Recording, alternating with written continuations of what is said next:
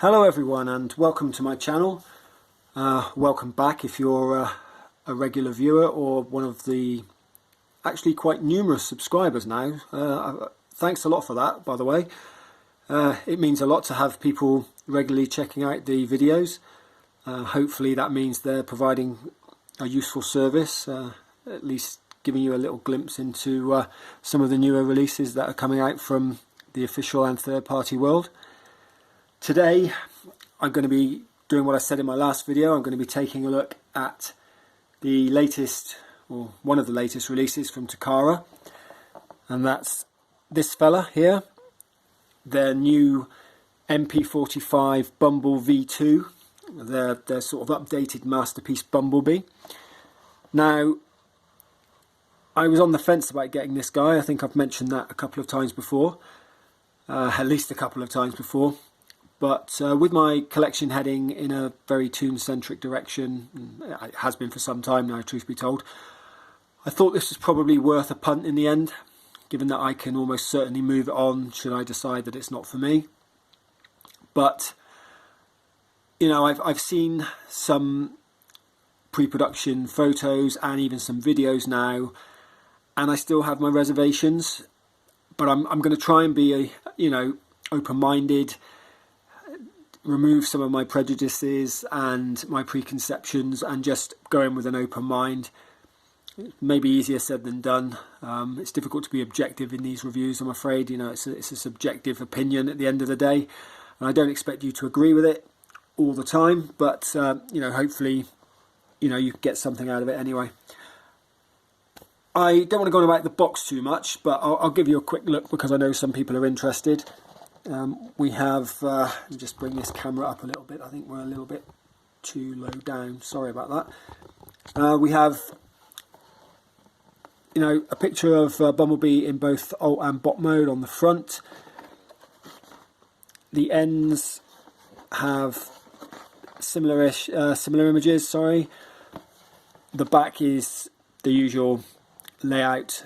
You have your accessory list there. A bunch of text I cannot read, some more pictures, some comparisons with other bots, which are partially obscured by this gigantic Chinese language sticker that's been plastered all over the box. So obviously mine came from China, and I mean it's too early for it to be a KO anyway, but you can see the nice genuine hologram there. But yeah, that's the box anyway, so I won't go on about that too much. As for the contents of the box, well, you get this lovely Masterpiece instruction set, which is not full colour, but it's fairly colourful. Won't go into that in too much detail. You also get this sticker sheet, which, yeah, I mean, I don't know what these are for, really. I certainly won't be applying them to my figure, but I can take a stab at what these are for. I'll go into that in a second. But the rest of them, yeah, don't really get the references from the show. But anyway, they're there if you want them. Next up, we have the collector card. Now, I'm a little bit disappointed with this because they seem to have changed the material. So it sounds the same, but it's nowhere near as sturdy. It's a lot more flexible, but in a kind of a cheap cardboardy feeling way. And already I'm starting to get some separation between the layers, which is quite worrying, seeing as it's only been out of the box for a short amount of time. But I don't really tend to play around with these that much. They go back in the plastic bag and back in the box and in a cupboard, and that's it. So it probably shouldn't deteriorate too much more. But it's a bit cheeky when you consider how much these figures cost, that they're cutting corners with the quality of the material. But yeah, again, more of that later. You also get this, which is a collector coin. We went, sorry, not coin, a pin. We went through the collector coin phase, and now we're in the collector pin phase. I've got one. I had one for MP-44, sorry, and I also got one with I think MP-17 Plus Prowl. And yeah, it looks quite nice. I didn't get one with my plus versions of Wheeljack or Blue Streak, actually. At least I definitely didn't get one for Wheeljack, but I may have got one for Blue Streak. My memory fails me sometimes. I'm getting on now. Yeah, so it looks okay. For me, again, though, this is one of those things, it goes back in the box and sits there gathering dust. As for the other accessories, well, we get some more interesting stuff. First up, we get a Spike minifig, which is very similar to the one that came with MP-44, although this one doesn't have the oil rig helmet on it, nor does it have a magnet, but it does have the same crappy thing where the joints come off way too easily. You know, I'm not a massive fan of these figures, it has to be said. I think they've over-engineered them. They were fine as they were with MP10, etc. All these ab crunches and joints and things, they're just not needed at this size. But I guess it's nice that they're included. I mean, obviously, although Spike started out with a relationship with Hound in the first sort of arc of the series, that was then quickly replaced by Bumblebee, and they became, you know, the sort of central human-robot relationship in the show. So obviously he had to be included with the new Bee. Moving on, we come to one of the alternate face sculpts. So I'll just try and get that in focus for you. This is the happy, smiling, grinning, laughing face, call it what you will. It's a really nice face sculpt actually. It's very evocative of the toon and very befitting Bumblebee. You also get what I think can best be described as the neutral face. Excuse me. Yeah, I think this is more neutral than anything else. You know, he still has his mouth slightly agape, but yeah, that's not what I call a smirking or anything else. It's just a neutral face. Moving on, we come to a license plate accessory, which I think this was in one of the episodes, and it's supposed to say I love New York, but it actually says I Autobot faction symbol New York. I guess that's where the stickers come in, so you can replace that should you so desire. And then last but not least, we have Bumblebee's weapon, which is, I believe, a laser pistol. I don't think it has a fancy name like Prime's weapon or Megatron's weapon. It's just a little standard laser pistol. And that comes with the now de rigueur blast effect piece, which doesn't really stay on very well, I have to say. The accessory, it goes on, but it just falls off. I did try this off camera when I took it out of the box, and you have to force it quite a lot. I mean, actually it feels a bit more secure now, but what with that being such a thin piece, the pressure you have to put on it to get it to stick is a little bit more than I'm comfortable with. But there you go, it's on there now. I mean, it's a pretty boring effect anyway. I'm not a massive fan of these blast effects, but you know, if you like them, they're there. On to the main event itself, or himself, the star of the show, if you will, is MP-45 Bumblebee, or Bumble as he is. Just move the camera down a little bit more, get him in focus, because he's a short bot, or a little bot. Obviously, we all knew beforehand that this vehicle mode was going to deviate from what we had before. MP-21 was a realistic alt mode in keeping with the rest of the Masterpiece line, and most of the parties, to be honest. This is the more toon accurate, super deformed chibi alt mode. So, you know, it's a very squashed VW Beetle. It is very toon accurate, I will say. It really does remind me of the toon version of Bumblebee. It's very cute. It doesn't really appeal to my sensibilities. Oddly, I would say it doesn't appeal to my sensibilities as a Masterpiece collector, because although I love the toon aesthetic for robot mode, I prefer real world alt mode, or at least some consistency. And the problem is now that most of my collection is going to be, or is, you know, real world alt mode, and this is the exception now. So unless Takara start pumping out more of the mini bots with their you know, chibi alt modes, we're going to end up with some slightly annoying variances. Anyway, let's have a quick look at him up close. Yeah, I mean, first impressions are it's quite panelly and gappy. It doesn't look like it tabs together entirely securely in every place. Oh, that's a bit loose, that door there, for example. But it's not terrible. I mean, I've seen worse. At least that there's no gap there like there is with MP18 Plus and Blue Streak, where there's an obvious mould defect or it doesn't tab together. This looks okay. No major paint issues from what I can see. There's a small scratch on the roof there. Little spot maybe on the door there. There's some, yeah, where the pin goes in, that's not perfect. A few more little scuffs around there. The paint's quite thin on some of the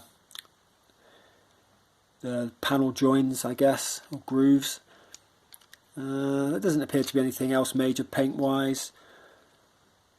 Oh yeah, actually maybe down here near this headlight, and yeah, this headlight I've just noticed this has a chunk missing, which is quite annoying. You can see that on the camera. Now obviously this is new out of the box, so I haven't damaged it. This looks to be either factory damage or maybe a mould defect. It's not damaged on the other side, so it'd be interesting to see whether they all have this issue or whether that's just my bad luck. I don't think these headlights move, so there's no way of rotating that, so no. Okay. Nice tampoed Autobot faction symbol there. Looks like it's slightly crooked perhaps, but not, you know, that's just me being super critical, as I often am. But yeah, overall, on the whole, looks pretty good.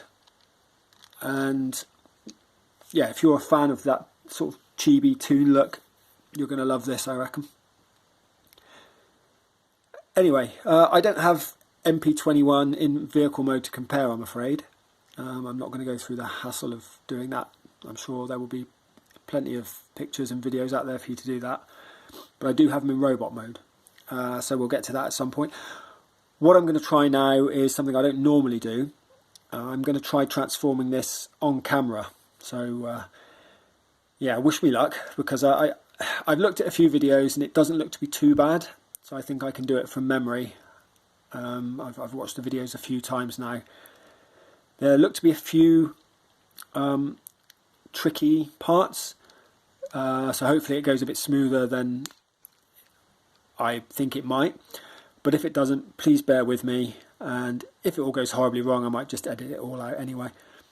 Anyway, let's get him transformed up into bot mode, and we'll take a look at him in isolation, articulation, etc., and compared with a few other bots, both the official and third party. So the first thing you want to do, I believe, is move these bumper pieces down like that, and then you split the hood or the bonnet, and that brings the whole of the side door out on each side as well. Then you can kind of flip this top piece up out of the way just to give yourself a bit more clearance. The next thing you want to do is open this panel and then accordion the leg down, and then rotate the leg. Oh no, actually before you do that, sorry, there's another piece I forgot to do.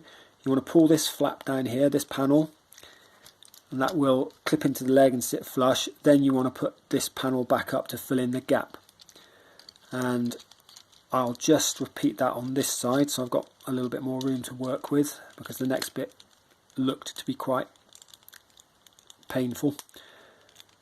There we go. Move that one out to the side, sorry. Oh, around you go. That. I forgot to do that on that side.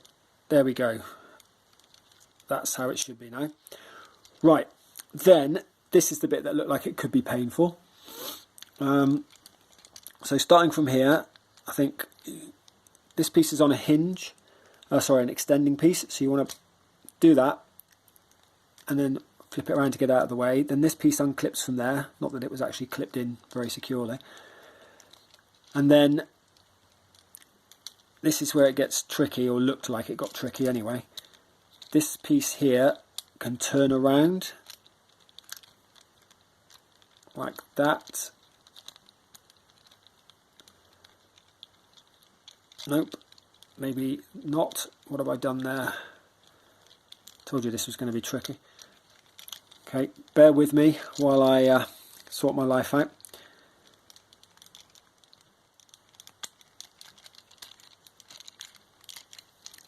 Oh, I know what I've forgotten to do. You need to take this, and this piece on the wheel, this fender piece, needs to move around like this. That gives it clearance then to go up into the wheel well, and then you can move this up. It gives you a bit more clearance when you're working like that, and then you can, hopefully, he says, get that piece up like that. There we go, that's what we want to do. Then this piece, as I say, that piece now is in there like that. As you can see, got that all in there, and the wheel sits in there like that with the fender touching there. Then we can move this piece around and push it back on that hinge. Then flap that piece underneath to form the base of the foot, and then this whole piece here pushes right down like that and sits in there. And there we go, we've got one foot done, and that was a lot less painful than I thought it was going to be. Let's see if I can do that again. So you pull that piece out and then untab this piece,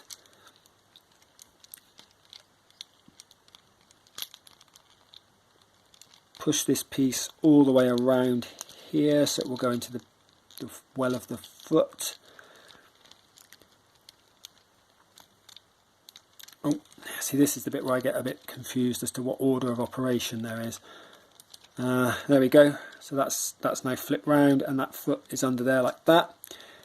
Then this again fits under there like that, and that pushes flush with the base and out. And there we go. We now have both legs done, and you can see B's legs are pretty much done.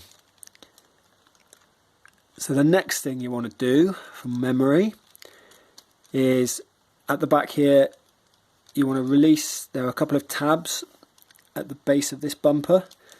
You want to release those at the same time. Pop that off like that. That's done, and then you can fold these two bits in now. Then what you want to do is pull this section here away from the main body of the vehicle, which frees all this up.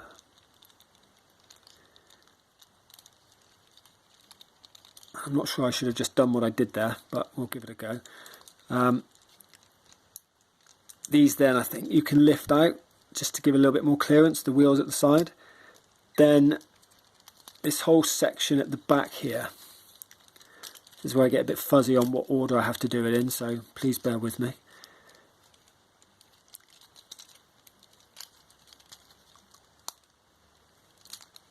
I think I may just have done that wrong. Yeah, I wasn't supposed to undo those arms just yet. So those arms are actually pegged together, and they're supposed to be in that position because this whole thing needs to feed back through this section. So this is the bit I thought I'd have trouble with, and indeed I am.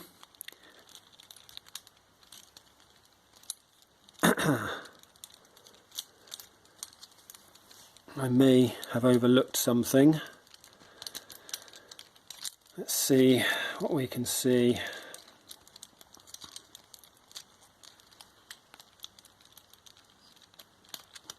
There we go. got it through now. So unclip those bits from they were in there, I forgot to push them down. So that then allows the faux chest to come into place.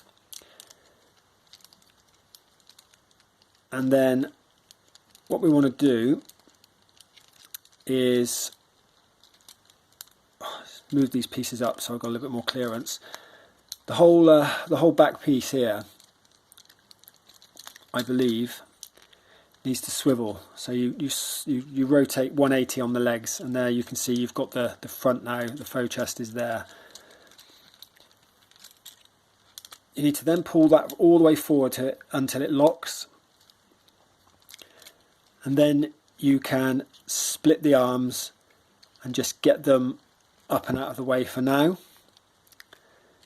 The next thing you need to do is reach in and grab the head and pull the head forward. Now the head's on a little panel, as you can see,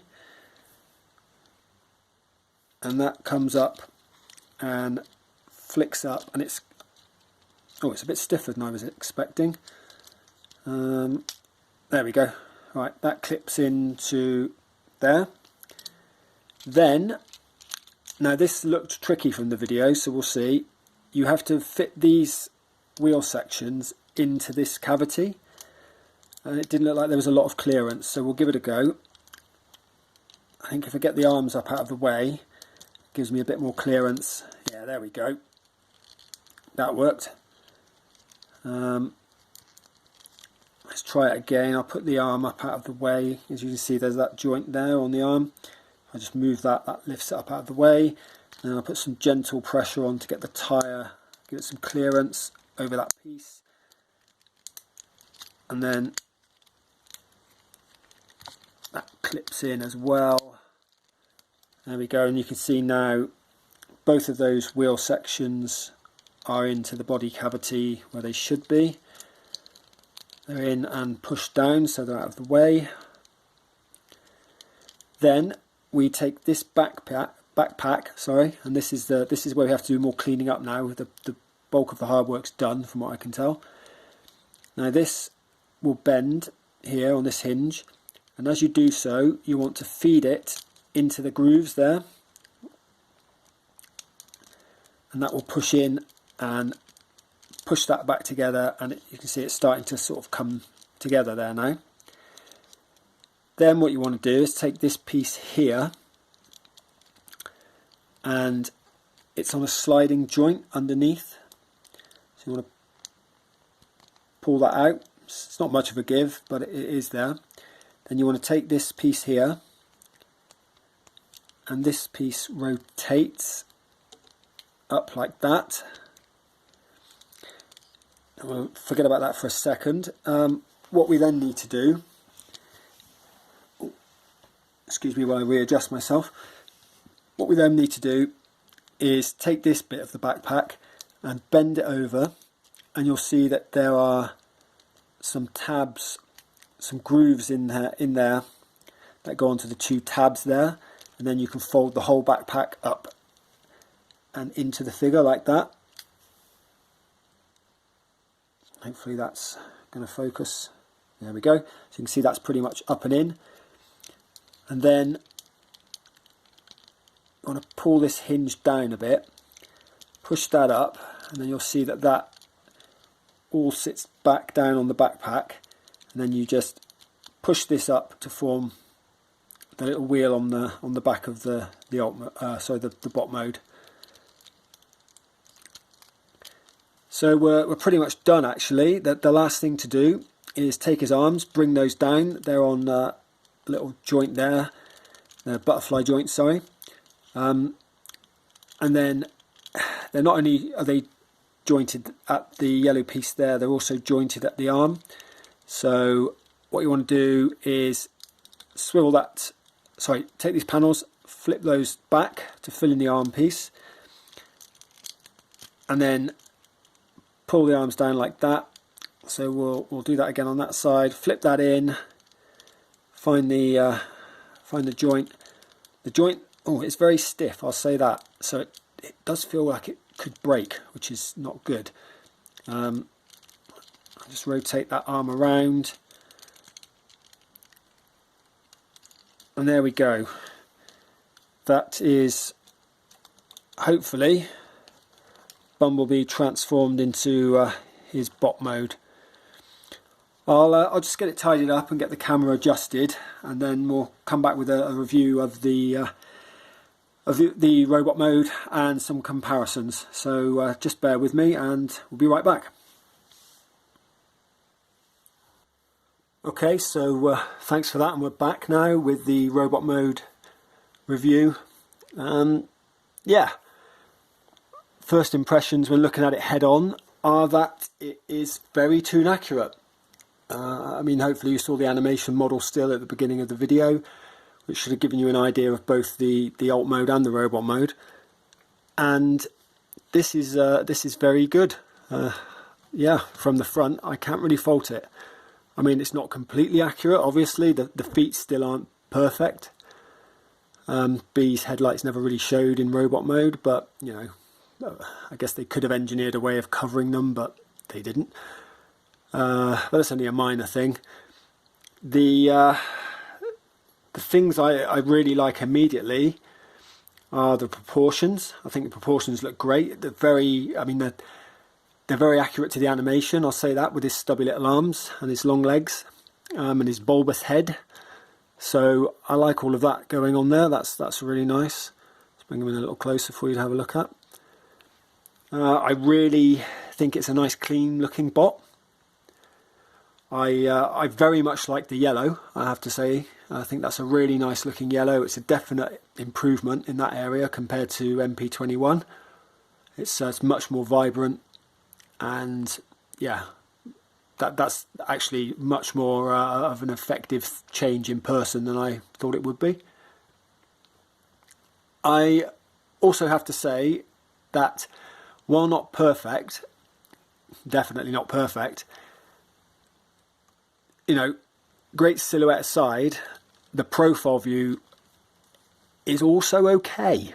It's not brilliant, but it's not bad. I mean, at least in terms of the size. I mean, the backpack there, that's not bad. I mean, that's no worse than MP-21. In fact, it's probably better.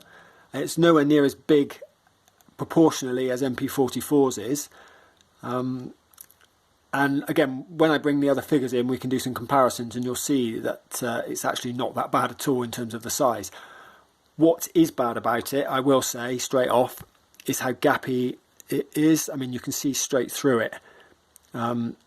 That's not particularly attractive, but in its defence, Fans Toys are often considered to be the sort of gold standard third-party toy manufacturer, and their Hoodlum that they released earlier this year, that had a great big gap right through the middle of the torso, and that's not the only figure I can think of that has similar issues like that. So just for the sake of consistency, it is a complaint, but it's not in isolation. Other people have done it, and I think it's only fair to point that out. The feet, similarly, I don't love them. I thought they'd look better in person, which I guess they do, but that's only because they looked fucking terrible in videos and still photos.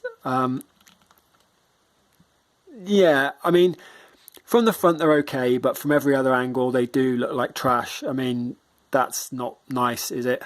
The backs look a bit silly. Yeah, the rear view, the underside view, there's too much of them at the back. Again, this isn't the only figure that does that, but this is a lot of excess at the back and quite short at the front.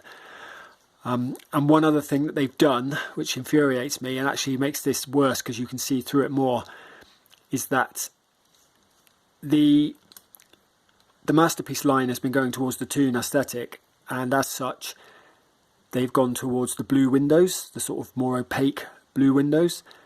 Now, the pre-production shots of this figure had those windows. As it got closer to production, I think probably a couple of months ago when we started seeing the first videos of the test shots, they had these, they're not entirely clear, they're still very, very light blue tinted windows, but they look clear pretty much for all intents and purposes. And they had those, and I was hoping it was just because they were test shots and they hadn't, finalised them for mass production. But no, it seems like they thought there was some kind of colour clash between the yellow and the blue. Obviously, it would look green, but so that made them make the change. That's the only reason I can think of. But it has the effect of making the wheels more visible because you can see through the glass a lot more easily. And again, here it makes it look a little bit more hollow than it would do. That if you had that looking a darker green, it would hide some of the inner mechanisms. And similarly here, you can see through more. And I get the rationale, but also if it was a problem with this figure, then surely it should have been a problem with MP-39 Sunstreaker, and it really wasn't and isn't to this day. So if I'd had the foresight, I would have brought MP-39 down so we could do a quick visual comparison. But yeah, I do understand why it was done potentially, but I'm not a fan. I wish they'd stuck with it, because now this figure stands apart from pretty much every Masterpiece figure that I've got in my collection. So even going all the way back to Ironhide and Ratchet, which were like MP-27 and 30 respectively, I think, they had the blue windows. Obviously the entire Plus line has got the blue windows. MP-44 has got the blue windows. MP-47 Hound, I assume, will have a blue tinted window. I haven't really paid much attention to that one. He doesn't have a lot of glass on him, his alt mode. But not every, but most third-party toys I have the blue tinted windows now. So this thing is going to stick out like a sore thumb on my shelf, and it's going to do my head in. And as I said, it has the negative effect of making the inner workings more obvious. So I would just have liked a little bit more consistency, actually. But there you go. I've gone on about that too long now. I didn't think it'd bother me in person as much as it has, but it does. But other than that, aesthetically, yes, it's got strengths and weaknesses, but the weaknesses we were all aware of before the release. They're probably not quite as bad in hand as they looked in pictures, but they are still quite bad. Other than that, though, it's a fine looking bot. I'm slightly annoyed again because the tampo's off center because it's covered up by the bumper in alt mode, so they've had to make it lower so it would be covered. But again, that looks a bit silly to me that's off center. I've got even more sort of paint chips here, which I'm assuming is probably to do with transformation, with the way it all folds up, so that's another slightly annoying thing. But I am really just sort of nitpicking here. I honestly don't think it's as bad as I was expecting it to be. So, I'm trying to be, as I say, a little bit more objective than maybe I am usually. But yeah, it looks okay, especially from this angle. From this angle, I can't really fault it. Anyway, let's have a look at the articulation just so we can see what it does. It's, from what I can see, it's pretty super articulated. So let's begin with the head. The head is on a ball joint, and it's got quite a good range of motion up, as you can see. It doesn't have a lot down, but because the panel here moves, you can get quite a bit down with the panel engaged. So without it, you don't get much off the ball joint, but with the panel, you can look down a fair bit.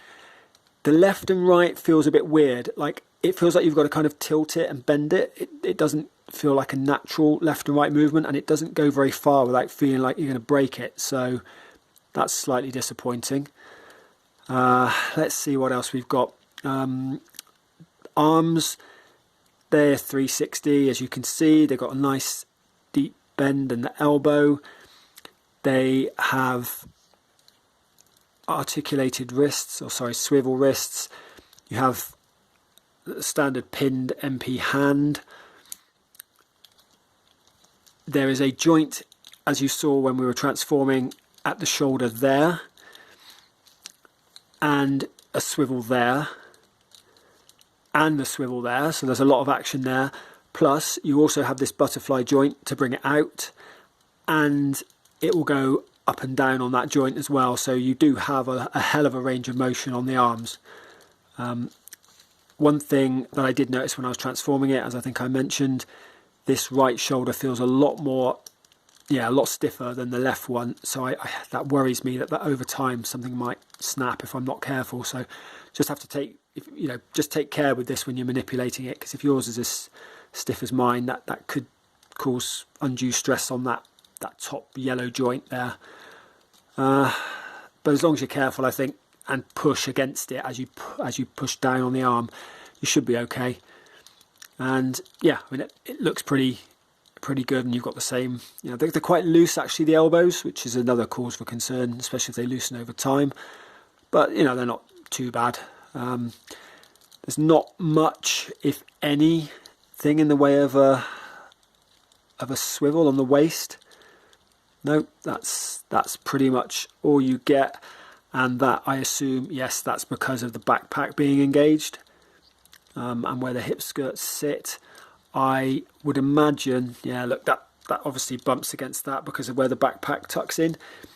I would say that if you disengage the backpack, you could probably get more out of it. So if we lift that up, move that down, look, you can get more, you can get more of a swivel there.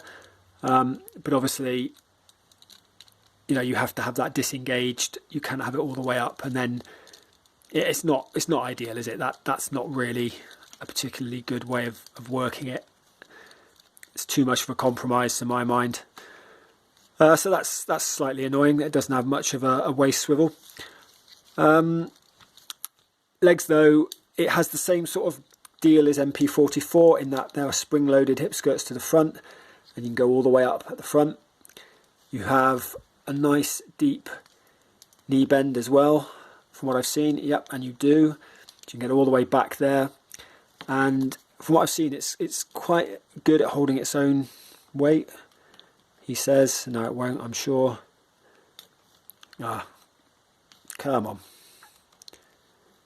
Yeah, so there you go. It will hold its own weight, so you could probably get some decent running poses out of it if that was your thing. Obviously, I'm not really doing a lot to balance it properly, but you can see even from that. Yeah, there you go. Like, that's not bad, is it? You can get quite a nice running pose as it falls over. Brilliant. It can't go back very far though. That's the limit of the backwards movement, which is a bit disappointing. But it's okay, I guess. And as for the feet, well, you get a bit of a toe pivot. You can get quite a lot there. That's not bad. So if you were all the way forward, that's okay. It goes up all right a little bit as well. That's not too bad. No real outward ankle rocker, but you do get a nice deep ankle rocker, 90 degrees inwards, which is pretty cool. And there's no swivel on the feet or anything like that. But still, I mean, you can get, you can see that you would be able to get some pretty dynamic poses out of this fella.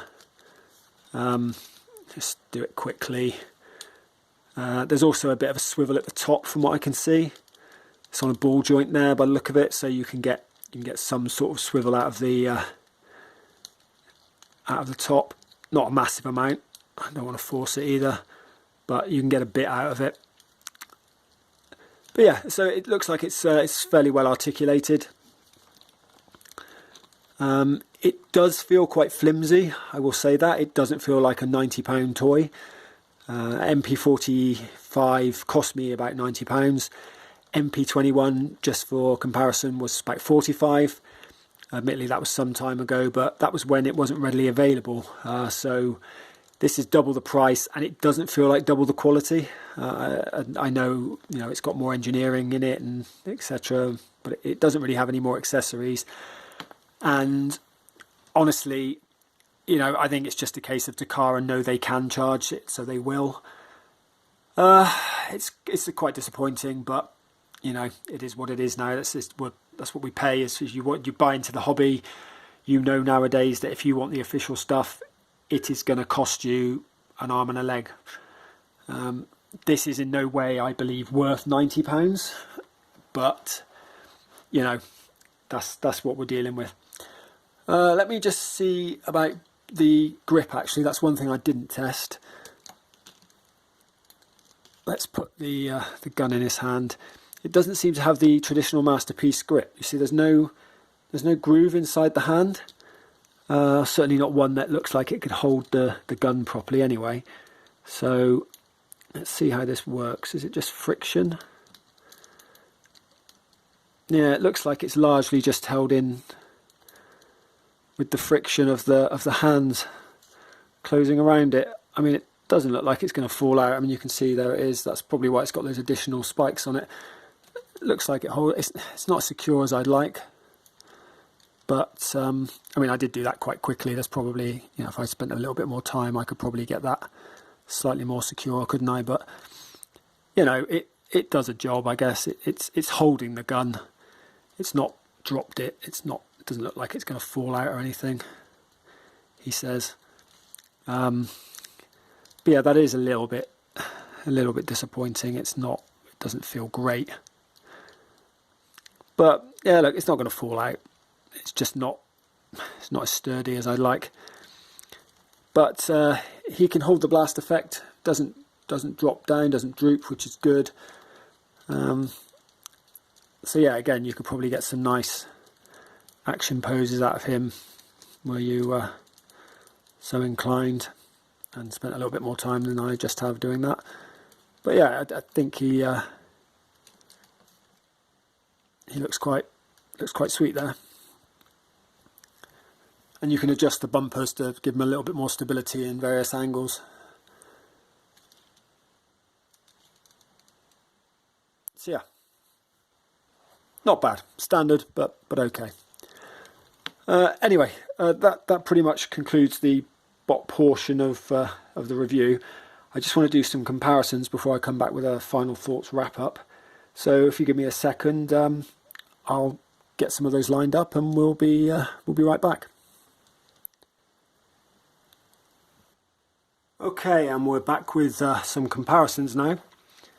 And as you can see, I've got good old MP-21 here, along with X-Transbot's Toro, which is their version of Cliff Jumper. Now, I brought him in because I wanted to use it to illustrate another issue I have with the figure. Now, obviously, I think from this angle there can be no denying that that is so much more in keeping with the current Masterpiece aesthetic. It's untrue. Now, that may or may not be your thing. It is mine, so I do like it from that view. That's not to denigrate this figure. I really still like MP-21. I think it's a great looking little bot. In some respects, I think it's better than MP-45. One of the major things that I prefer about MP-21 is that the back of the feet are a lot cleaner and that it's less gappy. But obviously, you know, when viewed like that, you can still see that the backpack is indeed bigger, and the feet are still quite gappy down there, and obviously the chest is much bigger and not proportionate. Now that's sort of the colour I would have liked the glass to be on MP-45, but I digress. But the biggest thing that you'll see, or the biggest difference really, or one of the biggest differences, is the height. Now, MP-45 is probably half a head at least taller than MP-21, and the reason that annoys me is because Takara set its own scale. Now, it did that back, you know, with MP-10 or possibly even MP-09, and all of the subsequent releases have been based on that scale.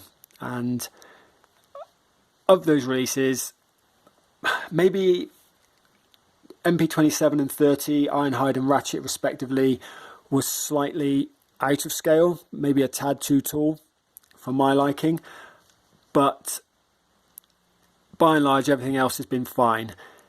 Now he comes along and he is now thrown all out of whack because every third-party mini-bot I own is scaled based on the current Masterpiece line. So if you look at Toro, he is scaled to be the same height as MP-21, because Bumblebee and Cliffjumper are the same height in the toon.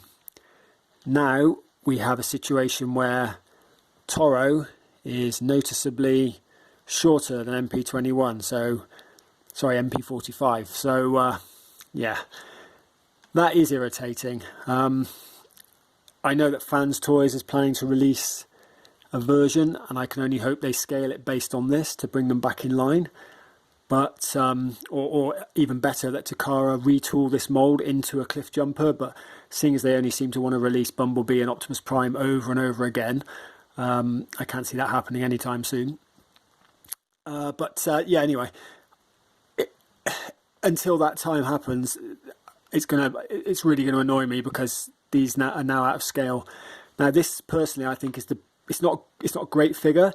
Aesthetically, it's far more suited to this line than it is the current modern line. But it's the best available Cliffjumper, mainly because it has this faux chest, so from the front it looks a bit better. It still has boat feet. It has a backpack to end all backpacks. I mean, there's no getting away from it. It's MP-44 level, then some, probably, which makes it look ridiculously back heavy from that angle. The feet aren't great either, to be honest. I mean, there's a lot of stuff that could be done better with this figure, that really just needs some different engineering, a different aesthetic, and it needs to be brought back in line with this guy height wise. Now, I haven't really checked my other mini bots yet. Hopefully I don't think any of the others are as short as this. I think Windcharger might come close, but obviously Windcharger, I think on the rough scale chart, Windcharger is supposed to be about 3 meters, Bumblebee and Cliffjumper are supposed to be under 3 meters, and then Brawn and Gears are about 3.5, and then I think Huffer's 4. I think so. As long as all the others are at least a little bit taller than Bumblebee, I'll be happy. But it does now bug me that the two guys who are supposed to be sub 3 meters, these two here, Bumblebee and Cliffjumper, are now not going to be on the same level, whereas they were before. But I don't have them posed right next to each other, and they won't be in upright stances anyway, so it shouldn't look as bad. But still, it bugs me that Takara has moved the goalposts with its own scale. That said, I think you can agree that the engineering and the aesthetics are leaps and bounds ahead on this guy compared to that, and even that, which is not even that old really. Again, that's more of a placeholder, along with Willis. Those are the two in my collection that MP-47 Hound is going to replace Willis, although Willis isn't that bad. This though is a definite candidate for a new figure, a bit like Bad Cube's Brawny, which was, I like the figure, but it's so far removed from toon. I can't wait to get hold of Fans Toys Hunk, because that's a lot closer to animation.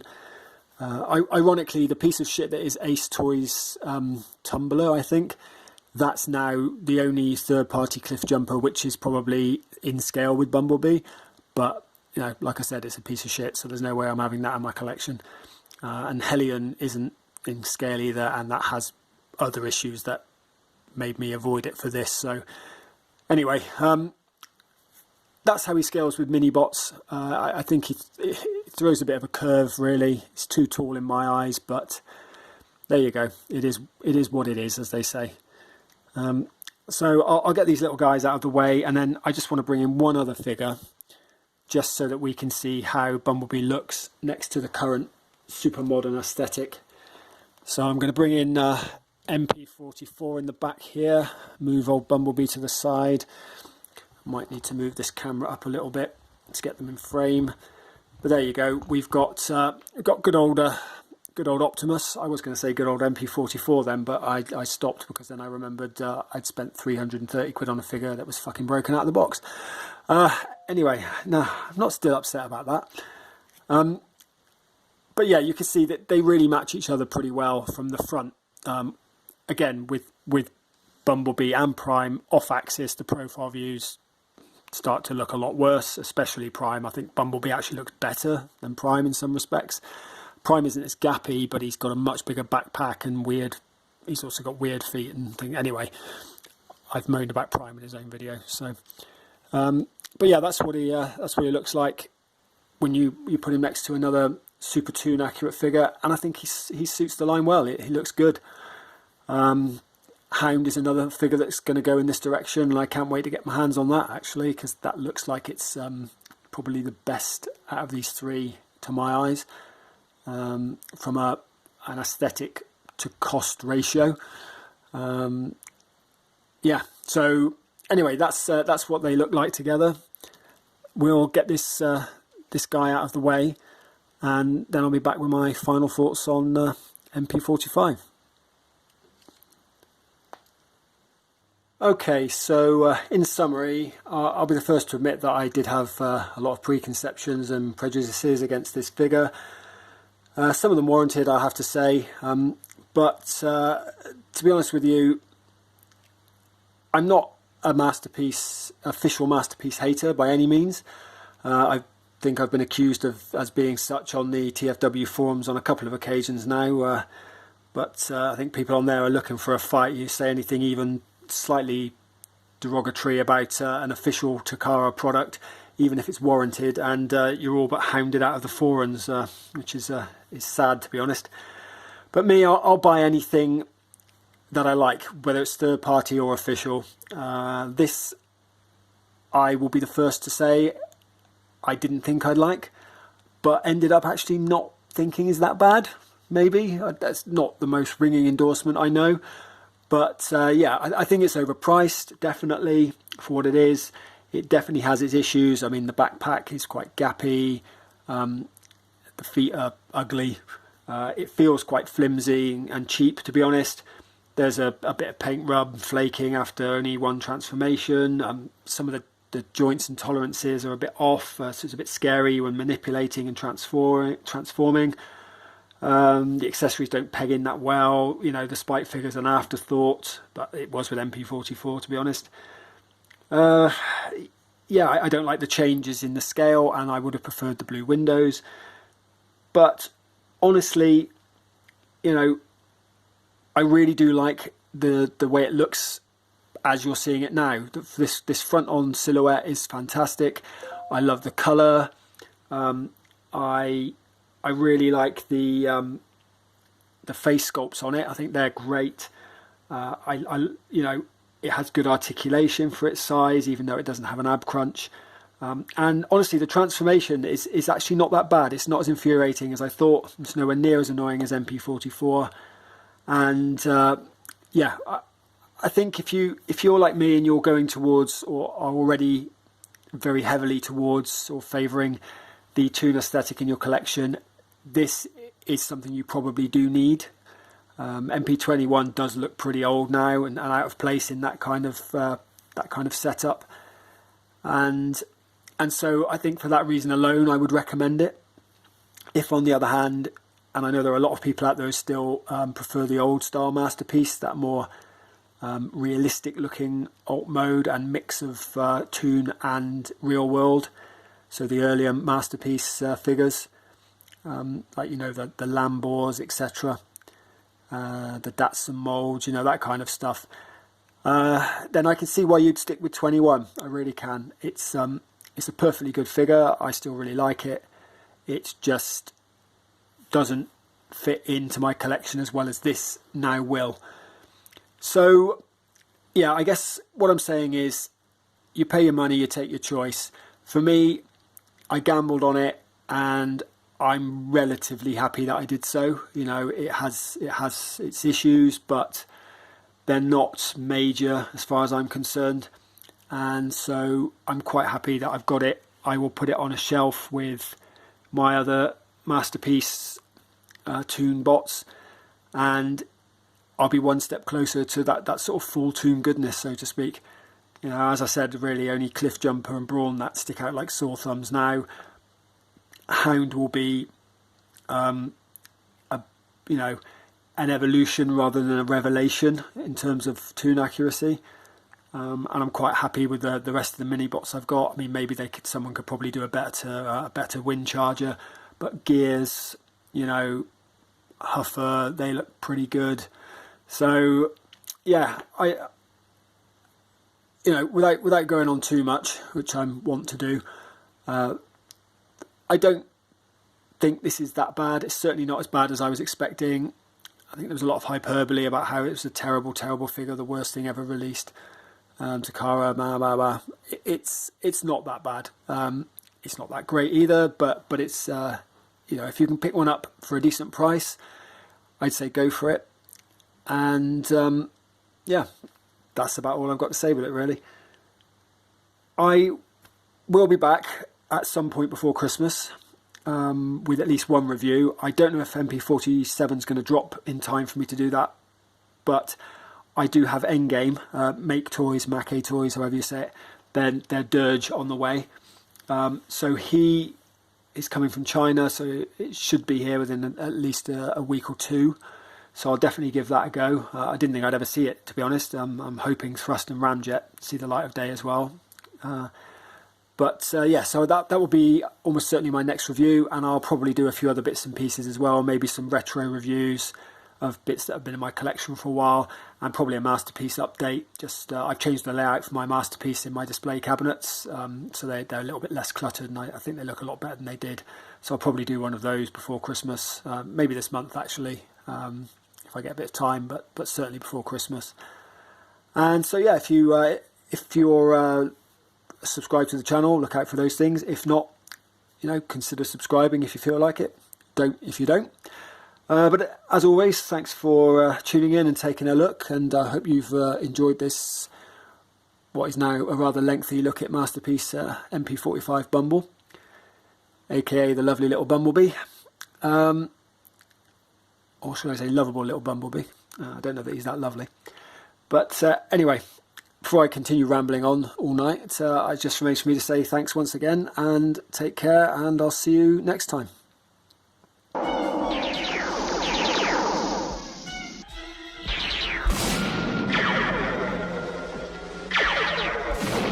Prime told me there'd be days like this. And you didn't believe him? I do now.